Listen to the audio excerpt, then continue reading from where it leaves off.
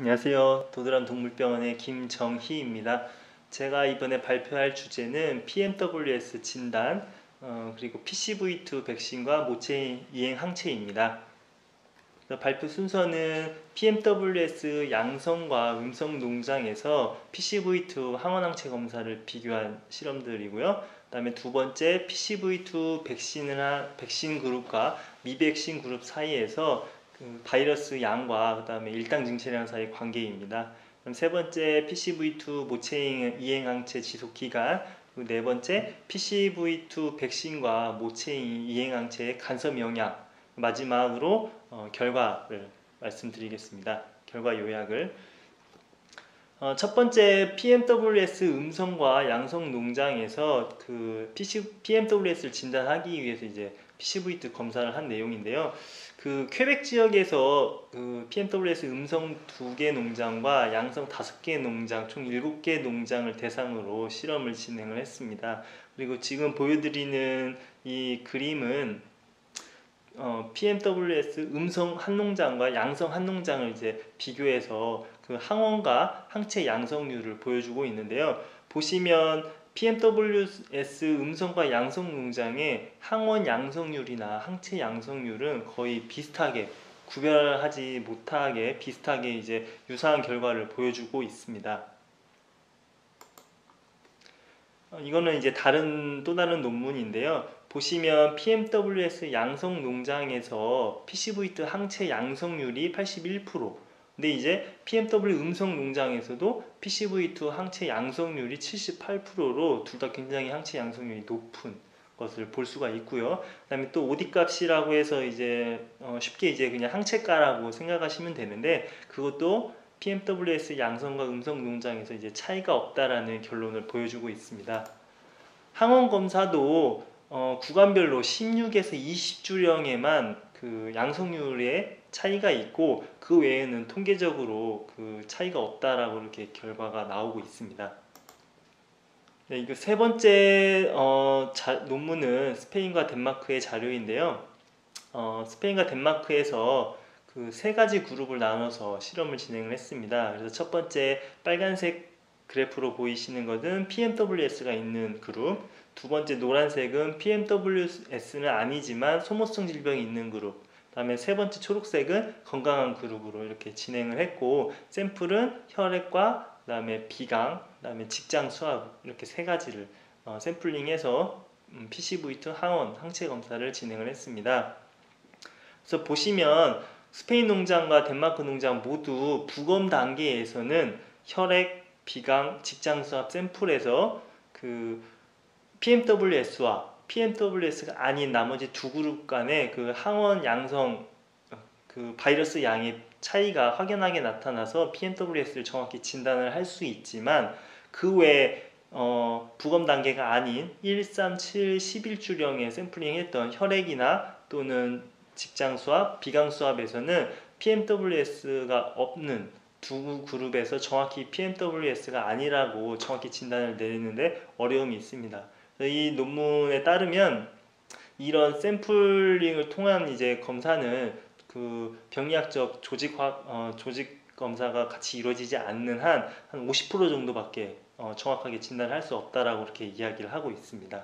그래서 제가 말씀드리고 싶은 거는 아까 세 가지 논문들을 제가 그 양성 농장과 음성 농장의 실험실 검사를 보여드렸는데요. 우리가 PCV2 항원이 나온다고 해서 꼭 농장에 PMWS 증상이 있는 것은 아닙니다. 그리고 또 항원 검사를 할지라도 정확하게 농장의 임상 증상과 생산 흔적의 데이터, 그 다음에 조직 병리학 검사가 같이 동반돼야지 PMWS를 정확하게 진단을 내릴 수가 있습니다. 그 항체 검사는 거의 유사하게 나타난 걸로 해서 넘어가겠습니다. 두 번째, PCV2 백신과 미백신한 그룹 돼지들 사이에서 항원 양과 그 다음에 일당 증치량 사이입니다. 이제 두 가지 그 데이터를 제가 보여드릴 건데요. 첫 번째 보이시는 건 이제 미국에서 4개의 농장에서 실험을 진행을 했습니다. 그래서 왼쪽에 미백신을 했던 돼지들은 PCV2 항원량이 많을수록 그런 개체들이 일당 증체량이 떨어지는 것을 볼 수가 있는데요. 반대로 그 백신 그룹, 오른쪽 백신 그룹 같은 경우는 그 백신을 한 상태에서 PCV2 항원량이 많건 또는 적게 나타나건 일당 증체량과 관련성이 없는 것을 볼 수 있습니다. 다음 자료는 이제 유럽의 4개 농장에서 거의 앞서 미국에서 했던 거랑 동일한 내용인데요. 보시면 결론은 같습니다. 역시 오른쪽 그래프를 보시면 PCV2 백신 한 농장에서는 PCV2 항원량이 많건 적건 일당 증체량과는 상관이 없다라고 그렇게 결과를 보여주고 있습니다. 세 번째, PCV2 모체 이행항체 지속 기간에 관한 논문 하나, 제가 실험한 자료 하나를씩 소개를 해 드릴 건데요. 이 자료는 10에서 12일령에 자돈을 조기 이유하고 그 다음에 모체 이행항체를 이제 측정을 하고 얼마나 지속되는지 실험을 했습니다. 이제 A에서 F까지 6개 농장에서 이제 항체가별로 이제 분포는 지금 보시는 비율과 같고요. 그 SP 레이셔 값이 0.2 미만을 지금 음성으로 보고 있습니다. 그래서 이거를 다시 이제 그 항체가 수치별로 해서 그룹으로 나눴을 때 SP 값이 1.0 이상 가장 높은 그룹 4에서 보시면 구주령에서도 항체가 양성을 계속 물론 항체가가 점차 떨어지고 있지만 구주에서도 항체가 양성을 유지하고 있는 것을 볼 수가 있고 11주까지 지속된다고 결론이 나고 있습니다. 다음은 이제 제가 실험한 자료를 보여드릴 건데요. 투사이트 농장에서 PCV2 항원이 없는 농장을 대상으로 해서 모체잉 항체를 평가를 했습니다. 그래서 이 실험은 한승재 수의사랑 김광문 지역과장이 많이 도움을 줘서 이제 감사하다는 말씀을 드리고요. 모돈 10두에서 그 복당 체중이 동일한 4두씩 선발해서 총 40두를 대상으로 제가 추적 체열을 해서 실험을 했습니다. 그래서 3주, 7주, 9주령에 각각 개체별로 체중을 측정을 했고요. 그 다음에 3주, 7주, 12주, 17주, 22주 이제 또 개체별로 혈액을 채취하고 그 다음에 비강사합을 해서 PCV2 항원과 항체 검사를 진행을 했었습니다.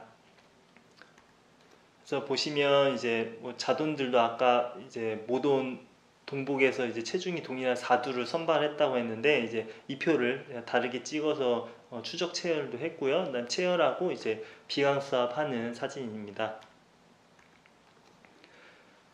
결론을 말씀을 드리면 이 농장은 모돈에서 그 분만 전에 PCV2 백신을 2번을 했던 농장입니다. 그러다 보니까 3주령에 엘라이즈 항체 수치가 굉장히 높게 형성된 것을 볼 수가 있고요. 그 다음에 7주 이후부터 이제 급격하게 감소하는 것을 볼 수 있습니다.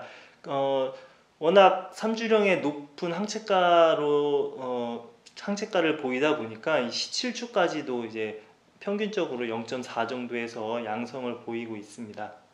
그리고 17주령에 이제 혈액에서는 항원이 계속 안 나왔고요. 그 다음에 17주에 비강 샘플에서 이제 PCV2 항원이 나와서 이제 PCV2 감염을 확인을 했고 감염된 이후 22주에 항체가가 상승하는 것을 확인을 했습니다.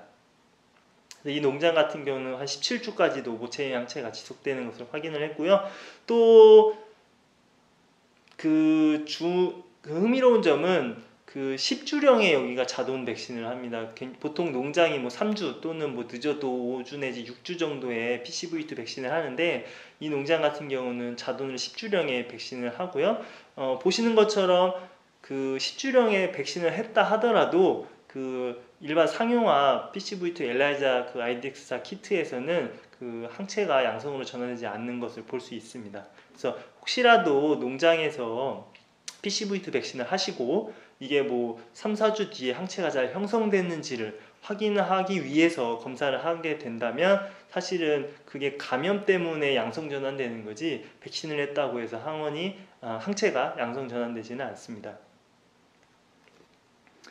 앞에서 보신 것처럼 모체 항체가 만약에 그렇다면 높게 그 형성된 자손들에게 백신을 했을 때 그러면 이 백신이 모체 항체에 의해서 간섭이 일어나지는 않을까라는 그런 생각을 해볼 수 있습니다. 그래서 결론을 먼저 말씀드리면 그 모체 항체와 상관없이 그 자손 백신은 영향을 안 준다라고 이렇게 요약을 할 수가 있습니다. 두 가지 제가 데이터를 보여드릴 건데요. 첫 번째 논문은 이제 네 가지 그룹으로 나눴는데 아래 이제 두 가지 그룹만 그냥 실험에 필요한 내용만 말씀을 드리면 HV는 이주령의 모체 항체 굉장히 높은 상태에서 백신을 한 그룹이고요. LV는 낮은 모체 항체를 가진 이주령 자손에 백신을 한 내용입니다. 그래서 모체 항체가 높고 낮냐에 따라서 이제 백신을 했던 두 가지 그룹을 보시면 항원 양성률과 항원 양을 이제 그 보여드린 그림인데요. 결과적으로는 그 낮은 모체 항체에서 백신을 했던 LV 그룹이 더 낮은 항원 양과 항원 양성률을 기록은 했습니다. 하지만 결론적으로 통계적으로는 유의하지 그 HV 그룹과 통계적으로 유의하지 않다. 그래서 동일하다라는 결론을 내고 있습니다. 앞에서 보여드린 논문에 이제 항체 그 양성률이랑 그다음에 일당 증체량에 대한 도표인 그 표인데요. 보시면 그 역시 일당 증체량도 LV 그룹에서 조금 더 좋게 나타났습니다. 그러나 그 통계적으로는 유의하지 않고요. 그래서 두 그룹 사이에서 일당 증체량에 대한 PCV2 백신 효과와 모체 항체 간섭에 영향은 없다라고 그렇게 결론을 내고 있습니다. 두 번째 논문은 그 자돈의 백신 일령을 다르게 적용한 실험입니다. 그래서 A그룹은 4주령, B그룹은 6주령, C그룹은 8주령, 그 다음에 D그룹은 백신을 하지 않은 그렇게 네 그룹으로 실험을 진행을 했고 또 후보돈을 기준으로 해서 3상까지 해서 그 자돈들의 성적을 쭉 정리한 내용인데 먼저 자돈의 폐사율만 따졌을 때는 결과적으로는 6주령에 백신했던 자손에서 폐사율이 가장 낮게 나타났었습니다. 이거는 이제 항체가인데요. 보시면 또 이게 네 그룹입니다. 근데 이제 그 중에서 지금 필요한 그 보셔야 될 부분은 모체 항체가 높으면서 백신을 한 그룹이랑 모체 항체가 낮으면서 백신한 그룹입니다. 그래서 0주차 때 보시면 모체 항체가 높은 데는 당연히 항체 양성률이 그 SP 값이 높고 모체 항체가 낮은 그룹은 낮은데 이제 백신을 하고 나서 4주 뒤 시점에 보면 모체 항체가 높냐 낮냐 상관없이 거의 동일한 비슷한 수준의 항체가를 보이고 또 32주까지 그 항체가가 안정적으로 유지되는 것을 볼 수 있습니다. 그래서 이 자료의 결과를 보시면 어쨌든 전반적으로 교배 시점에 못 오는 백신과 또 그 높은 모체 항체 수치는 자손한테 설사 백신을 하더라도 그 체액성이나 세포성 면역에 영향이 없다. 그리고 간섭 모체 항체가 그 면역 반응에 간섭을 일으키지 않는다라고 얘기를 하고 있고 또 실험 아까 폐사율을 아까 보여드렸는데 그 교배 시점에 모든을 백신을 하고 6주령의 자손을 백신을 했을 때가 가장 좋은 성적을 보이고 있습니다. 그래서 앞에서 쭉 제가 말씀드린 네 가지 카테고리에 대한 내용을 결과를 간단하게 요약을 해드리면 PCV2 감염 동군뿐만이 아니라 건강한 동군에서도 자연스럽게 PCV2 항원이 양성이 나올 수 있습니다. 그리고 PCV2 백신 동군에서는 PCV2 바이러스 항원의 양과 그 일당 증체량과는 상관이 없다라는 것을 보여드렸고요. 그래서 PCV2 바이러스가 검출된다고 해서 반드시 PMWS를 유발하거나 증상이 보이는 것은 아닙니다. 또 그 PCV2 검사 결과로 아까 그 제가 실험했던 자료에서도 말씀을 드렸지만 일반 상용화 아이덱스타 PCV2 엘라이자 키트에서는 백신을 한다고 해서 상체가 양성으로 전환되지 않습니다. 그래서 PCV2 검사 결과로만 가지고 그 백신의 효능을 평가를 할 수는 없습니다. 그리고 모체 항체 같은 경우는 높은 수준을 유지를 할 때면 논문에 따르면 11주까지도 지속되고 제가 실험한 거 농장에서는 17주까지도 그 모체양체가 남아 있는 것으로 확인을 했고요. 그 다음에 모체양체가 설사 높게 유지됐다고 하더라도 자돈의 백신은 모체양체의 간섭 영향이 없다라고 이렇게 마지막으로 말씀을 드리겠습니다. 네, 감사합니다.